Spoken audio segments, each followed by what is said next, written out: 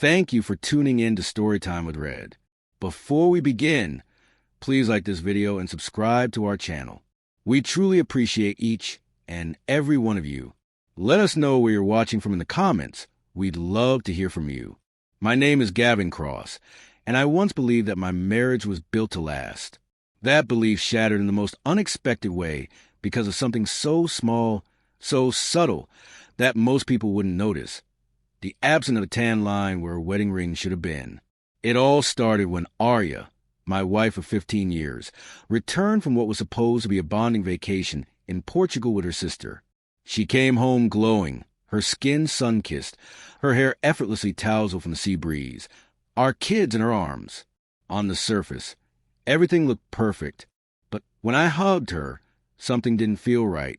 She gave me a smile that felt too rehearsed, her eyes twinkling, but not with joy. It was a kind of sparkle that hides secrets. I told myself not to overthink, but deep down I felt a pit open in my stomach. That night, after we tucked the kids into bed, Arya pulled me into our room like we were newlyweds again.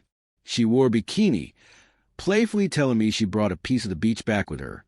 I laughed, pulled her close, kissed her like I had missed her every second. But when her bikini strap slipped off her shoulders, I noticed something strange. A smooth, even tint all over.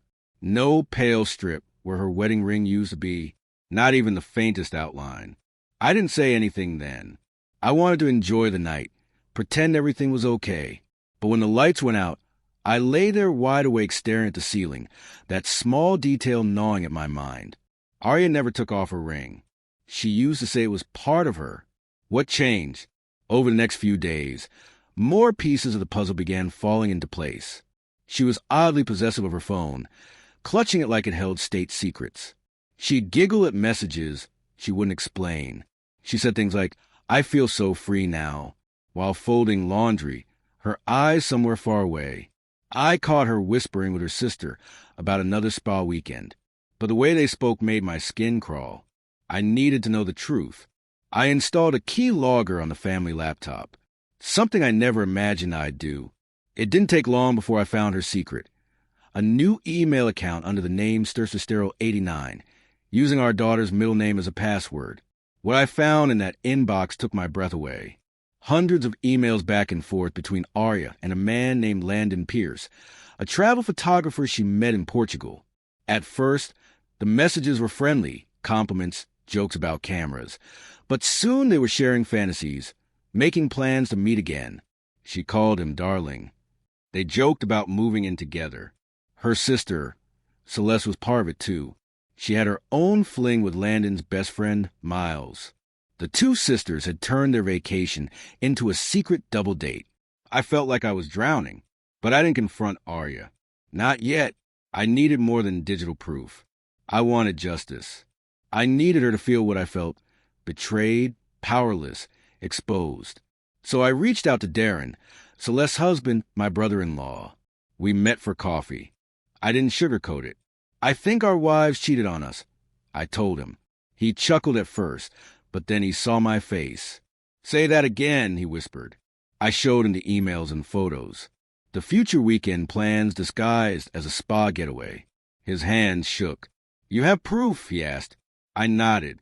That night, I stared at the photo on our nightstand. Our wedding day, her eyes full of love. I remembered our vows, the day our daughter took her first steps, the Christmases, the anniversaries. Then I looked at Arya, sleeping beside me like nothing was wrong.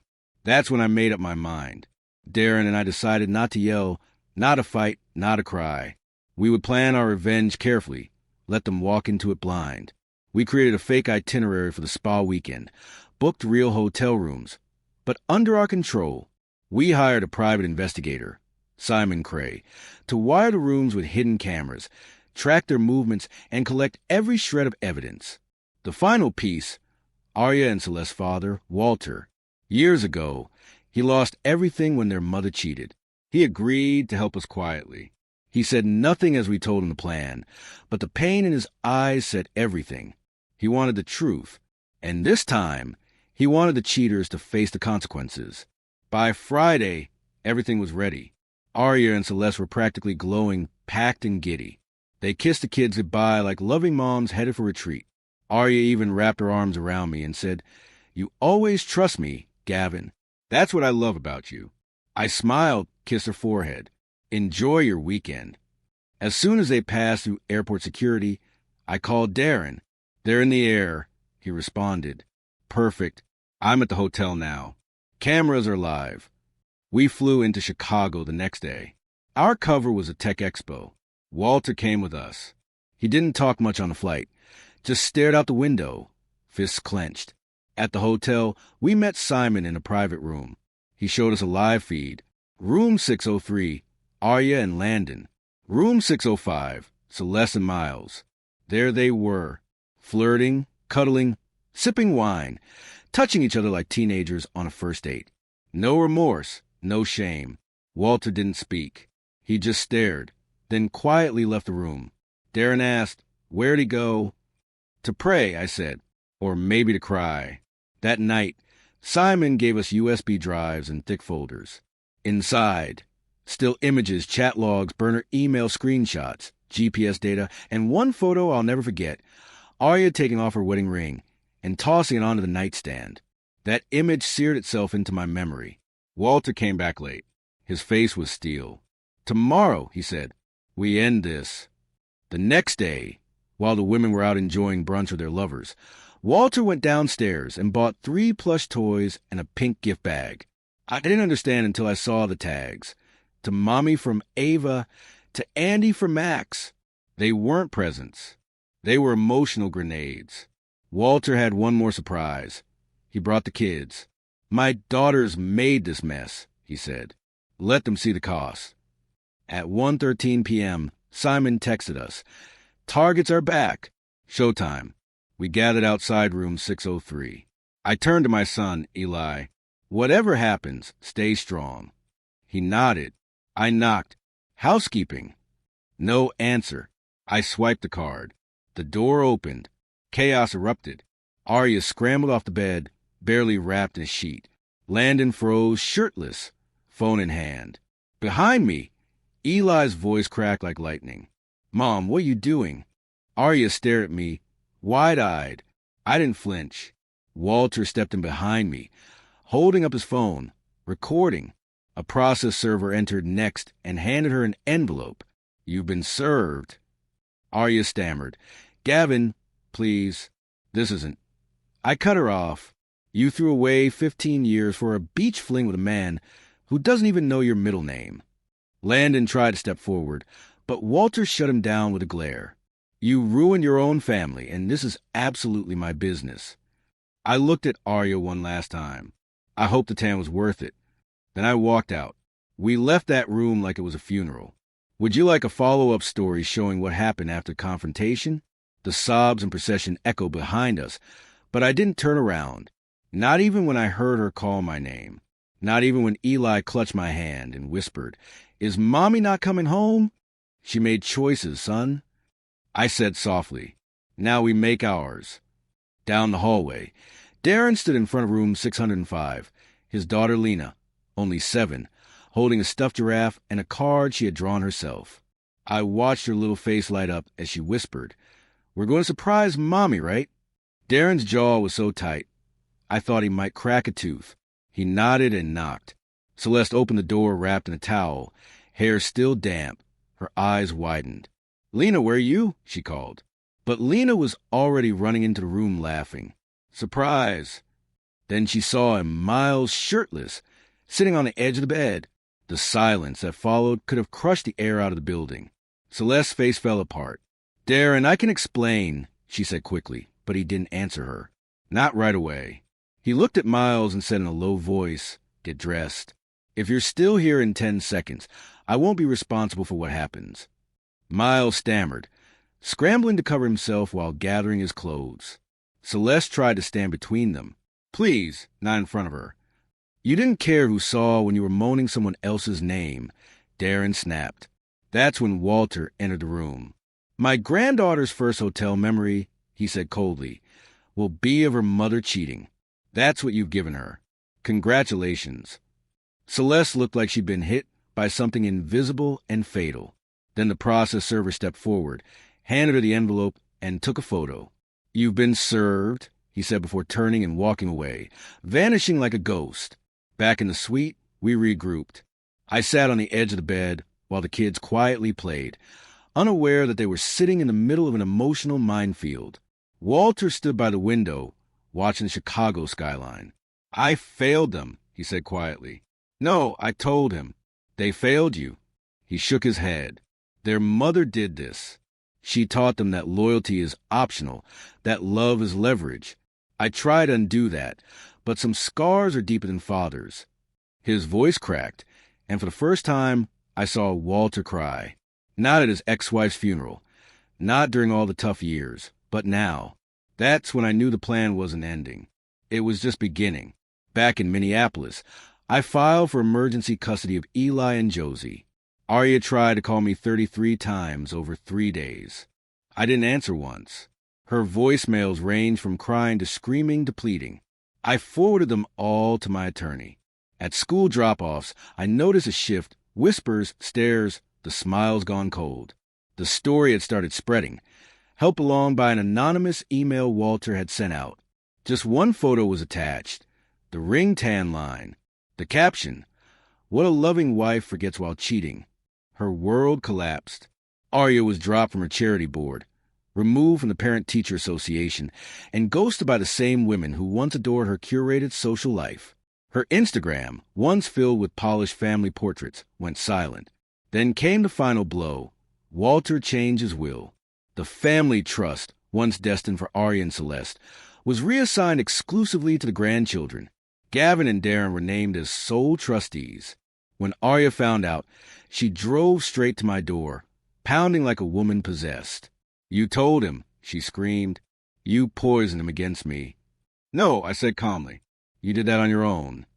Tears smeared her mascara as she shook. "I messed up, I know I did, but I love you. I never stopped." I crossed my arms. "Then tell me his middle name." She blinked. "What?" "Landon." I said, "The man you love so much. What's his middle name?" She looked stunned. Empty. Exposed. "You don't know, do you?" She shook her head, breaking. "Then don't stand here and tell me it was love." I shut the door. That night, after the kids were asleep, I stood alone in the kitchen staring at the chair where Arya used to sit every morning. I didn't feel triumphant, just free, not from the marriage, but from the illusion. 3 weeks later, Arya moved into a small rented condo across town. It smelled like fresh paint and something colder, regret. She saw the kids every other weekend. At first, she tried hard. Pizza nights, board games, movies, but children see more than we think. Eli stopped calling her mom. He started calling her Arya. Josie once asked, "Why doesn't Mommy wear a ring anymore?" I told her gently, "Sometimes grown-ups forget what matters most, but we never stop loving you." Saying that almost broke me. At school, Eli got into his first fight. A boy called her the tan line woman from Facebook. Eli punched him hard enough to split his lip. I was called in. The principal lectured me on discipline, emotional control. I let him finish. Then I looked at him and asked, "If your mom destroyed your whole life for a 2-week fling, what would you punch?" He had nothing to say after that. Eli was suspended for 2 days. We went camping instead. Arya called again during that weekend. I answered. "I won't explain," she said. "Explain what?" I asked, "Why you laugh with him while I was raising our children?" "I was lost," she whispered. "Invisible." I didn't go looking for it. But he made me feel wanted again, like I was more than just a mom or a wife, like I was still a woman. "You were always a woman," I said. "You just stopped being a wife." She started crying, quietly, painfully. "I hate myself. I miss our family. I wake up every day and wish I hadn't done it." I listened. Then I told her, "Arya, I forgave you the day I saw the emails. Not because you deserved it, but because I didn't want your betrayal shaping who I became next." She went silent for a long time. Finally she asked, "Are you seeing someone else?" "No," I said, But I look in the mirror now and see someone who survived you, and that's more than enough. Meanwhile, Celeste and Darren's divorce grew uglier. Celeste refused to sign the property settlement, still clinging to the idea of reconciliation. Darren wasn't interested. Then he dropped a bomb, a USB drive with a screen recording of Miles, the man from the hotel, trying to extort her. Turns out he wasn't a travel blogger at all. He was a scam artist with a history of seducing married women for gifts and access. When that footage played in court, the judge didn't hesitate. Darren got full custody. Celeste left the state and moved in with her mother. I started journaling just to process it all. But over time, the entries became reflections, then chapters, and finally a manuscript. I called it Tan Lines and Truth, How I Survived My Wife's Affair. Walter read the first draft and cried. You turned pain into purpose, he said. That same week, a small independent publisher offered me a deal. The book was raw. No sugarcoating, no melodrama, just honest moments, both humiliating and human. I didn't protect Arya's image, but I didn't destroy it either. I just told the truth. Then came the twist no one expected. Landon's wife filed a lawsuit against Arya. Defamation, emotional distress, professional damage. She'd lost her job, her marriage, her public life. Arya called me in a panic. They're going to take everything, she sobbed. I don't even have a lawyer. Sell your condo, I told her. Then maybe you'll understand what it feels like to lose a home. I hung up. I stayed still for the kids. Emails about appointments, birthdays, school events.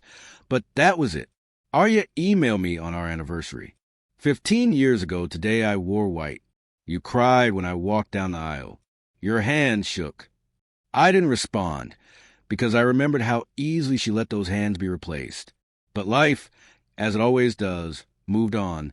And so did I. One afternoon at a cafe, I met someone, not romantically, just a conversation. She was a widow. Her grief was different, but familiar. I envy you, she said gently. Why? I asked. Because your pain has a villain. Mine doesn't. That makes healing harder. I thought about that for days. Maybe she was right. Maybe I was lucky in a way. Time passed. Life wasn't perfect, but it was peaceful. I made breakfast, handled school runs, read bedtime stories. No more lies, no more masks, just truth and healing. One morning, Walter stopped by. He looked healthier, lighter. I'm proud of how you handled all this, he said. You broke the cycle. My daughters didn't. But you did. That meant more than he knew. A few weeks later, I saw Arya again at Eli's school concert. She looked smaller, diminished.